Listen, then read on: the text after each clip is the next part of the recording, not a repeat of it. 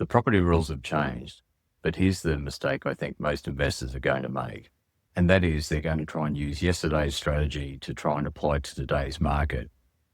If I was looking at starting a portfolio today, this is the approach that I would look at taking. And to understand why, we need to actually have a look at what's actually changed and why looking at a different approach actually makes sense.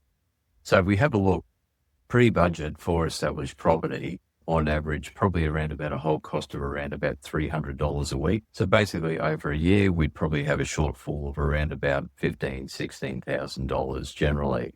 Now with the changes that have come through in the budget, where on established property, we can't offset a lot of those losses against our taxable income, that's basically almost doubled that whole cost out to around about $600 a week. So what that means is on an annual basis, that's pushed our holding costs out to around about $30,000 a year. The issue with that approach is if we keep applying what was happening to the new situation, then obviously we've got a much bigger hold cost, but the trade-off on there is that we actually need to be compensated with capital growth.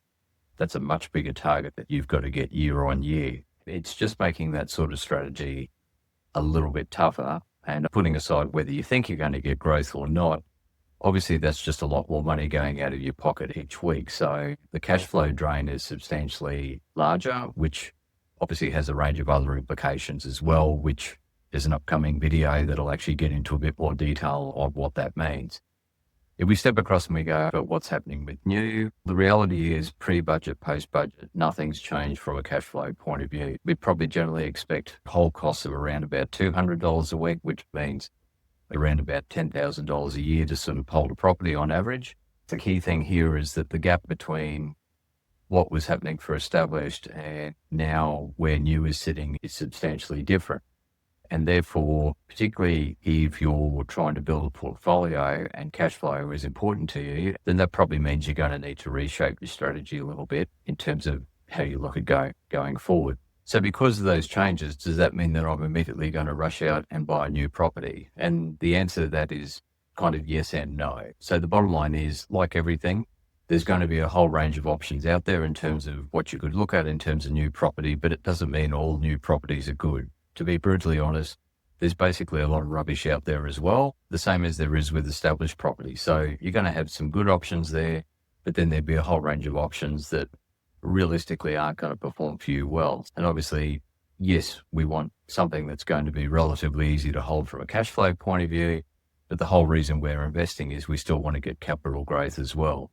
So there's kind of a couple of ways to look at this. You could go down the sort of standard path where you might look at typical new property, and that's going to cost you about $200 a week. What you're generally going to be looking at is your typical family home, be it either a 3 or 4 bedroom property, let's say. That's kind of where that $200 a week is going to sit. In terms of the approach I'd be taking, I'd be actually trying to improve on that number, and I'd actually be trying to look for opportunities where I could actually extract more growth out of that option. So the first thing I'd be looking at would be, rather than just having a standard sort of single dwelling where you're only getting one rental income, I'd actually be trying to look at a property that's going to deliver multiple income streams. So typically like a dual income or duplex type property. And what that means is for the same piece of land that you could have that one property on, you can effectively have 2 properties giving you 2 income streams. Being able to push up that yield on that property means that I could reduce that holding cost to somewhere down around $100 a week. Means that I can hold it for a longer term without being stressed, and obviously get that payoff on that property down the track. But in terms of applying that strategy, if what I also really want is growth, then ideally I want to be in a location that's already got a good track record. It's already got the infrastructure.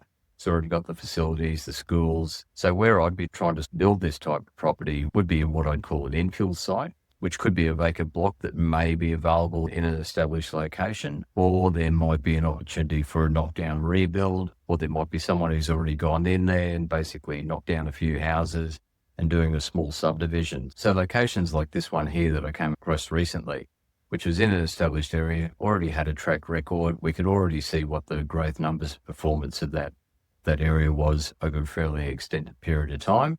So it ticked those boxes. It already had a lot of the infrastructure and the facilities that we wanted.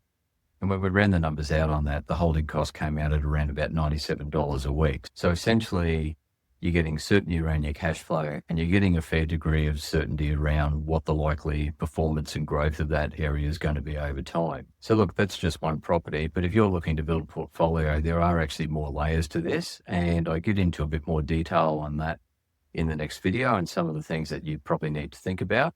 So you might want to check that out as well.